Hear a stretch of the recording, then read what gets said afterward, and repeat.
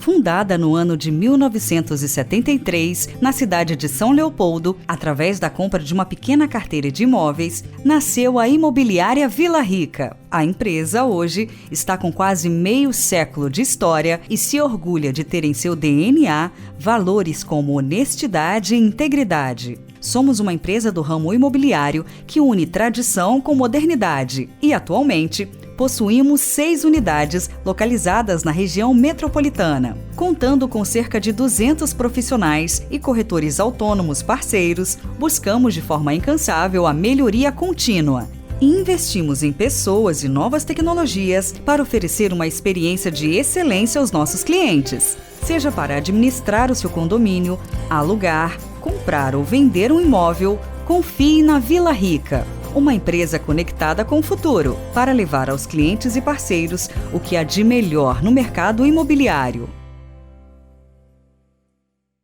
Jetzt fangen wir an mit unserer Fernsehsendung Unsere Familien über unsere deutsche brasilianische Kultur und Geschichte und auch über diese Verbindung zwischen Deutschland und Brasilien. Começa neste momento mais um programa Unsere Familien, sobre a nossa história, o nosso presente, Teuto Gaúcho, Teuto Brasileiro, aqui nos estúdios da Vale TV, canal 14 da NET. Temos a alegria de ter conosco hoje Arno Kaiser, nosso amigo, aqui de Novo Hamburgo, e que vem nos contar sobre o movimento Rössler e também o movimento ambiental aqui no estado do Rio Grande do Sul. Arno? Um prazer estar aqui contigo, saudar os teus telespectadores, né? Sempre é um prazer assim poder falar um pouquinho sobre a nossa cultura gaúcha de proteção ao meio ambiente, que é uma das mais importantes do Brasil, né? E ela começou aqui no Vale dos Sinos, né? Acho que a nossa entidade, né, o Movimento Rössler, foi fundada nos anos 70, né, por um grupo de estudantes ligados ao professor Schmeling, né, o Kurt Schmeling, que faleceu agora recentemente, que também foi um grande historiador, uma pessoa muito ligada também à tradição histórica do Vale, né? E ele foi um discípulo do Henrique Rössler, né? Que foi o primeiro ambientalista assim a atuar aqui no Vale dos Sinos lá na década de 30, né? É uma pessoa assim que tem uma participação histórica bastante importante dentro do desenvolvimento dessa cultura ambiental aqui no Rio Grande do Sul, né? Eu estava comentando antes, né, nos anos 30, o Getúlio Vargas criou toda uma legislação de proteção à natureza, a primeira do Código de Caça, Código Florestal, Código das Águas, né, nos anos de 34. E uma das coisas que essa legislação previu foi criar um cargo de delegado de caça e pesca que deveria ser exercido por um servidor público para controlar esses problemas ambientais. E foi nesse espaço que o Henrique Rössler, então, começou a atuar aqui na nossa região, né? Durante muitos anos ele foi assim, atuou em todo o estado, né? Fiscalizando a caça e a pesca, né? Arno, é importante a gente destacar quantas pessoas de origens alemãs que tiveram um protagonismo na defesa do meio ambiente, como você disse, aqui no Rio Grande do Sul, e você vai falar depois dessas ideias vindas lá da Alemanha, né, e o Rössler pioneiro, mas você pudesse realmente nos descrever um pouco mais sobre o próprio Henrique Rössler, né? Sua história, sua trajetória de vida. O Henrique Rössler, ele nasceu em Porto Alegre, mas veio criança para São Leopoldo. Ele morava na Rua da Margem, ali bem próximo ao Museu do Rio dos Sinos, ali onde é que e desde criança ele se interessou por essas questões de meio ambiente, né? E mais tarde, então, quando ele teve essa oportunidade, aí ele começou então a atuar como um fiscal de meio ambiente, seria um delegado IBAMA hoje em dia, né? A função dele, assim, né? E foi uma pessoa muito atuante mesmo, né? E óbvio que teve muitos conflitos também, né? Tanto que em 55 ele foi demitido dessa função por pressões políticas que exerceram, né? E aí ele criou a primeira entidade ambientalista aqui do Sul, que se chamava União Protetora da Natureza, que foi em 1º de janeiro de 55 e que durou até o falecimento dele em 63, né? E a partir daí ele também começou a escrever no Correio do Povo, ele tinha uma coluna semanal no Correio do Povo, ele escreveu mais de 300 artigos falando dos problemas ambientais aqui do estado, né, e que criou toda uma massa de cultura, né, de pessoas, né, aqui na nossa região, né, influenciados muito. E ele era uma pessoa assim que tinha muito acesso à cultura alemã, né, ele provavelmente lia bem alemão, né, e a cultura alemã sempre foi muito de proteção da natureza, né? Desde já do tempo do romantismo, né? Essa ideia da natureza como uma coisa importante, sagrada, né? Foi desenvolvida, né? E toda a ideia do conservacionismo, que é aquela ideia assim de separar pedaços da natureza para proteger a vida selvagem, foi gestado muito. Dentro da Europa, os alemães têm uma questão muito importante, né? Isso depois foi materializado nos Estados Unidos e mais tarde também aqui na América, né? Com a criação dos primeiros parques e coisa e tal, né? Mas isso alimentou muito esses pioneiros, né? E principalmente o Henrique Resner, assim, né? Ele sempre citava, assim, né? Como na Alemanha, fora do Brasil, isso era muito mais respeitado, que a gente precisava crescer, né? E essa ideia se espalhou aí na nossa região, né?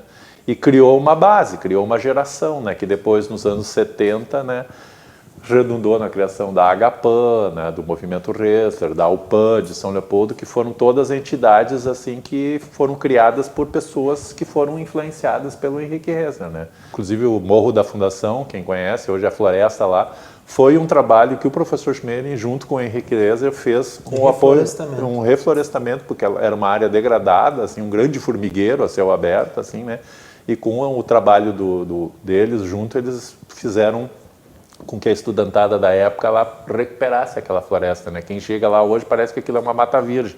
Não, é uma mata que foi recuperada, né? Então, uma grande obra que ele deixou aqui na nossa região. O que é interessante, Kaiser, que o Resler, ele tinha essa capacidade do conhecimento, da teoria, mas muito da prática. Sim, de ir até os lugares, de multar.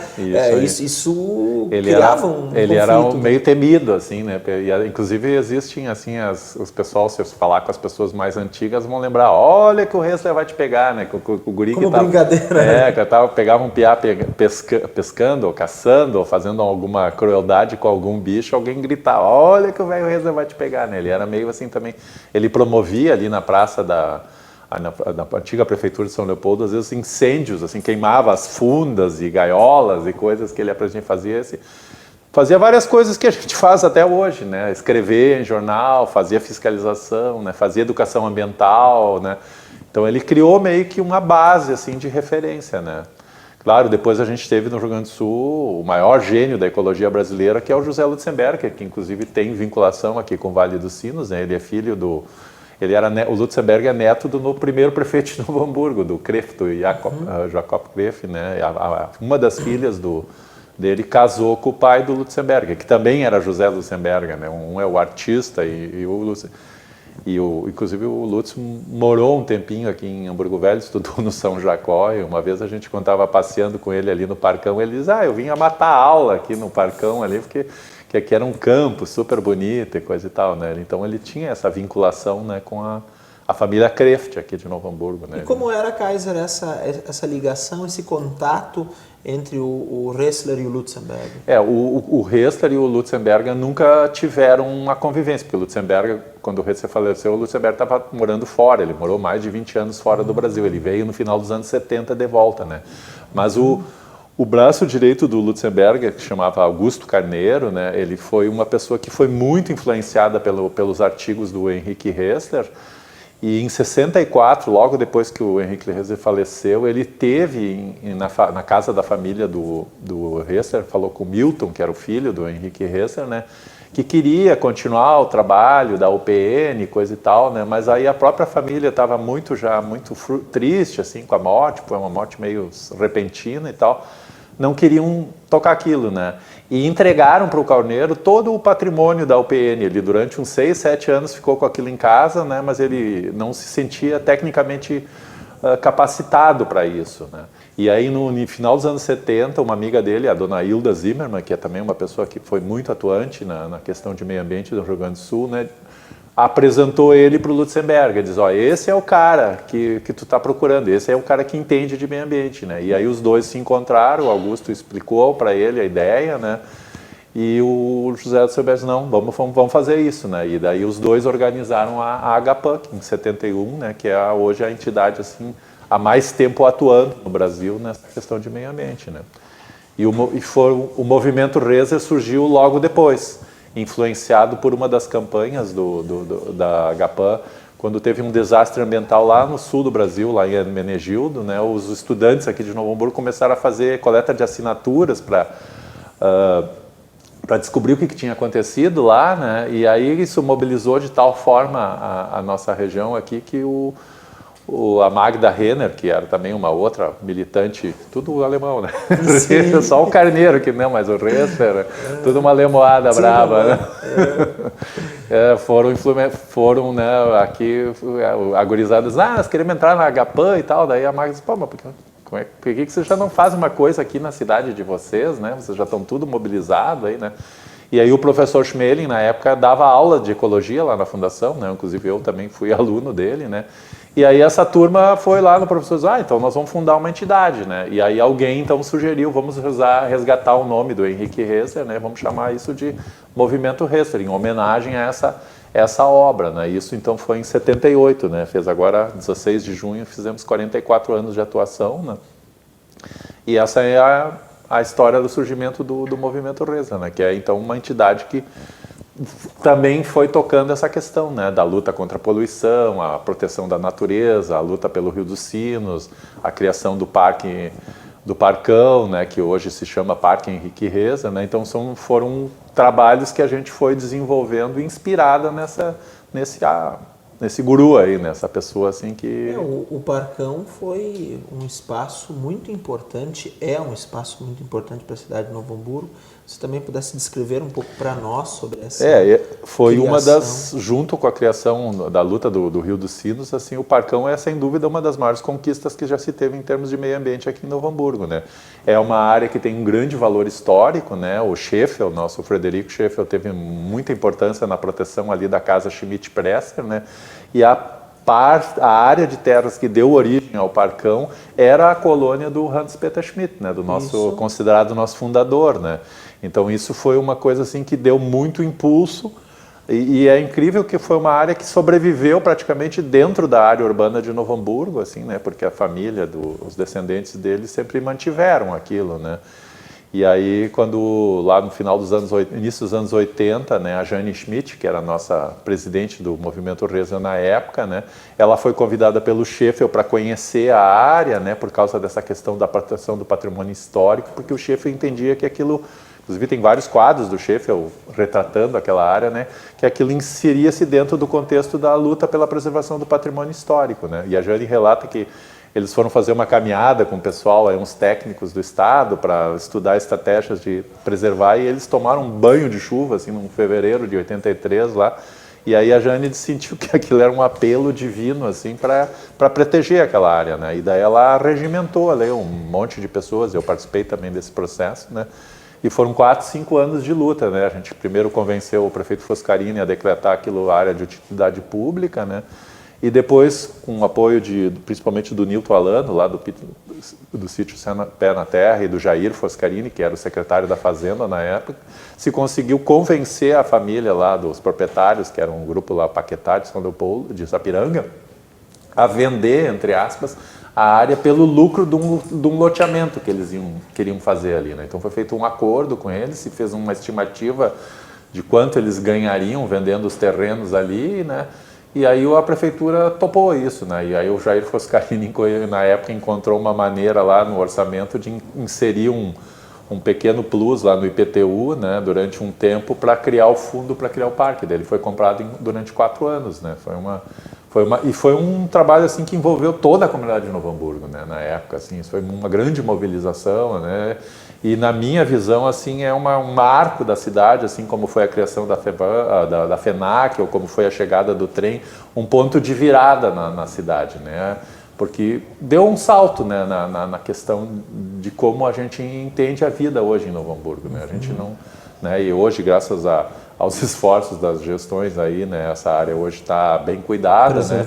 E quem visita ela lá, né, ela está cumprindo todos os objetivos, né? Ela preserva espécies raras, né? Nós temos ali alguns animais ali que só ocorrem aqui no Vale dos Sinos, umas espécies de uns camarões de água doce que se chama parastacos, né, que é bastante raro o animal, e tem ali, a gente tem todo esse trabalho de educação ambiental que é tocado pelas professoras do município, né, tem a parte de lazer, né, quem vai ali no fim de semana ali, vai fazer esportes ali, aquilo está sempre cheio de gente ali, né, e tem a questão histórica, né, porque a gente está protegendo ainda a paisagem que os alemães encontraram em 1825, quando chegaram aqui. Sim, porque é muito próximo de um lote colonial, né? Daquele período. Exato. É o lote colonial do João Pedro Schmidt, né? Ele tinha 50... E o que tem de floresta lá é mais ou menos a formação natural que tinha lá no início do século XIX, né? Quando esse povo chegou aqui, né? Era uma paisagem assim, né? Porque os campos, essa coisa foi com a introdução do gado, mas a paisagem original do Vale dos Sinos são florestas, né? Nós estamos dentro da floresta da Mata Atlântica, né? Porque a chuva que vem do mar aqui alimenta essa floresta, né? Para tu ter floresta tem que ter muita umidade. Nós temos 1.600, 1.700 milímetros de chuva por ano, então isso garante essas florestas, né?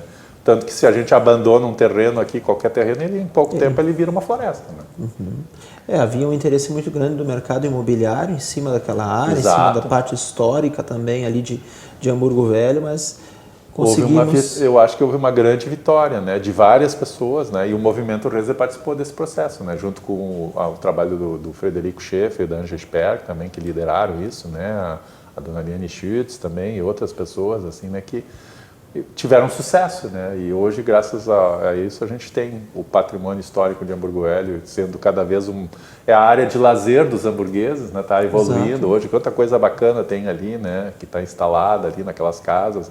É uma coisa bem pitoresca, né? Não é muito diferente de uma aldeia alemã que a gente vai, né? Sim. Que está lá as coisas lá. Claro que não tem 2.000 anos de história, né? Mas já tem só... Mas é o nosso pedaço preservado. Já temos lá nossos 200 anos quase de história ali, 198, né? Estamos fazendo, né? Então, e o movimento ambientalista, eu acho que é uma das coisas com que a cultura germânica deu para o Rio Grande do Sul, né? Porque a gente... Aqui no Vale dos Sinos, né, se criou o primeiro comitê de bacias, que é o Comitê dos Sinos, né, que criou toda a política de proteção das águas, né, foi uma ideia dos ecologistas aqui do Vale dos Sinos, né, teve uma participação bastante ativa e começou lá com essa luta de salvar o Rio dos Sinos da poluição, primeiro da indústria, né, depois do lixo, né, e até hoje ainda estamos peleando para salvar o rio também da poluição das cidades, né, dos esgotos, né, que ainda é uma tarefa árdua, que ainda precisamos enfrentar, né?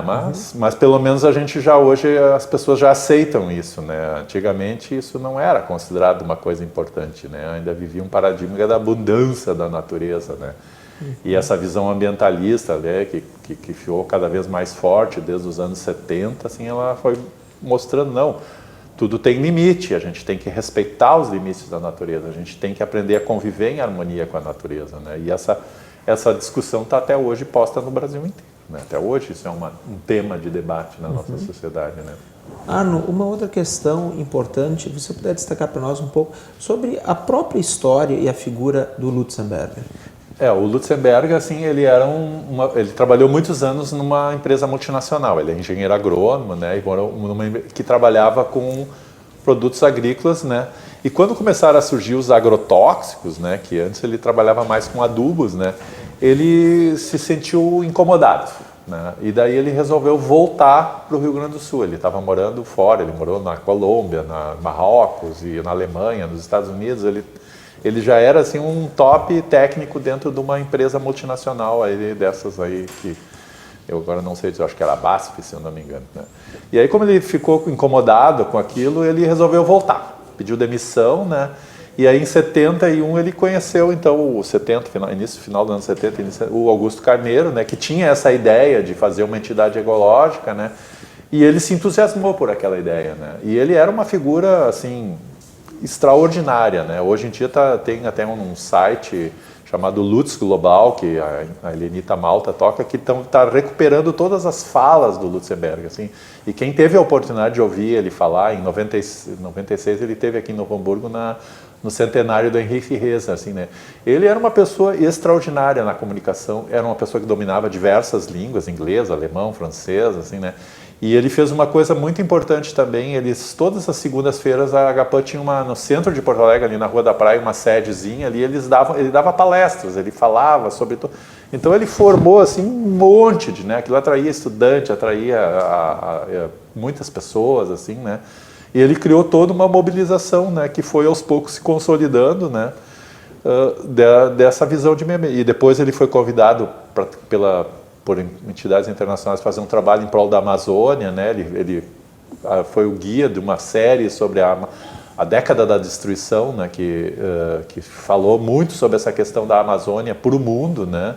E também foi o líder da campanha contra os agrotóxicos, né? A ideia de combater ou controlar o uso de venenos agrícolas foi um trabalho desenvolvido aqui na Assembleia Legislativa do Rio Grande do Sul com a assessoria dele e do Sebastião Pinheiro, que é um outro agrônomo bastante importante, né? Então ele é uma pessoa assim que se destacou logo, né? Tanto que ele ganhou um prêmio, que era o Rights to Live, né? Que é uma espécie de Nobel, prêmio Nobel para quem defende a natureza, né?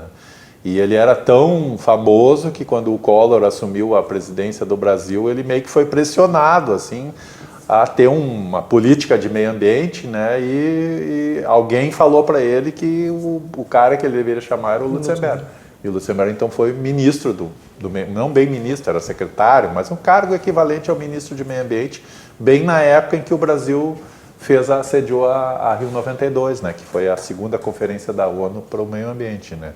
Depois ele saiu, ele se desentendeu, né, porque houve outros problemas, mas ele fez muitas coisas importantes quando ele foi ministro. Ele criou a reserva dos Yanomamis, né, ele acabou com um buraco lá que queriam fazer uma bomba atômica, um campo de prova de bomba atômica na Serra do Cachimbo, lá dali para lá, e também ajudou a implantar essa legislação contra os agrotóxicos, assim, e fez outras coisas bastante importantes, assim, né? Divulgou o trabalho do Chico Mendes, que na época estava lutando, né, pela preservação da Amazônia, né, que infelizmente depois foi assassinado, né, também.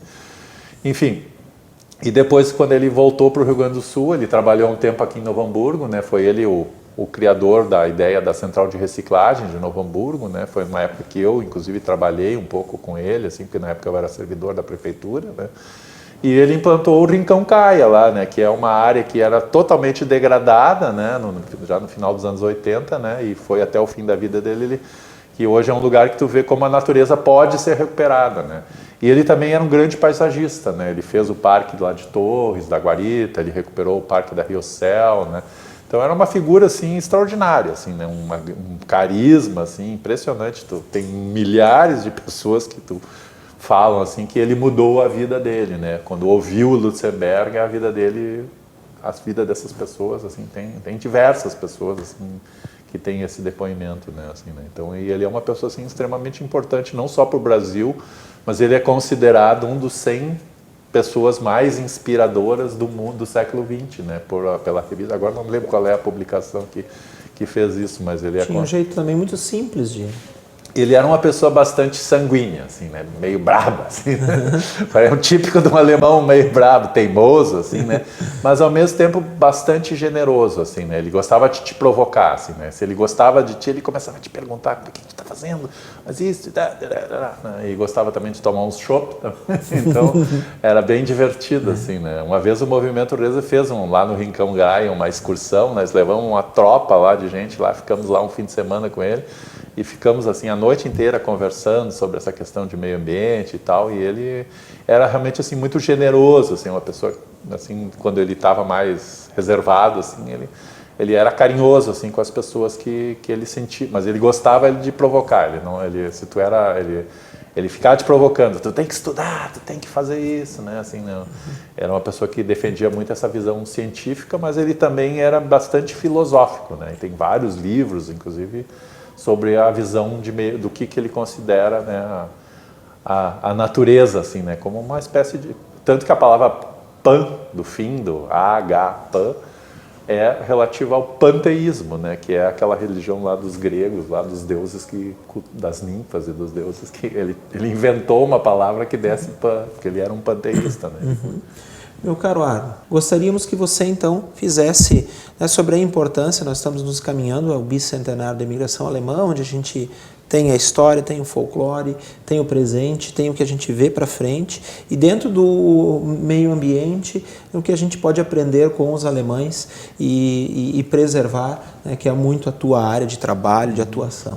Eu acho que não tem a menor dúvida, por todos esses nomes que a gente citou, né, que a cultura, a inspiração da cultura alemã, uma das contribuições, das muitas contribuições dos alemães aqui no Rio Grande do Sul e no Brasil mesmo, foi essa visão da proteção da natureza, né? É das grandes contribuições, né? Por conta de todas essas pessoas que se inspiraram um pouco lá na visão naturalista lá da Alemanha, né? Mas que trabalharam efetivamente com grande dedicação pessoal, né?